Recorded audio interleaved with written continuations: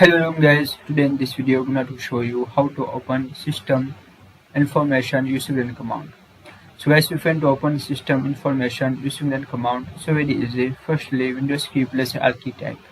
Windows key plus Alt key type.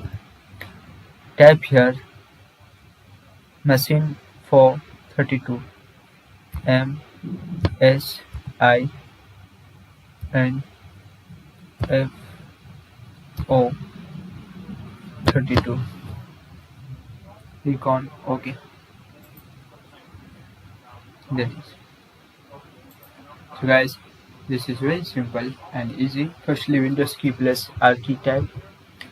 Type here MSINFO32.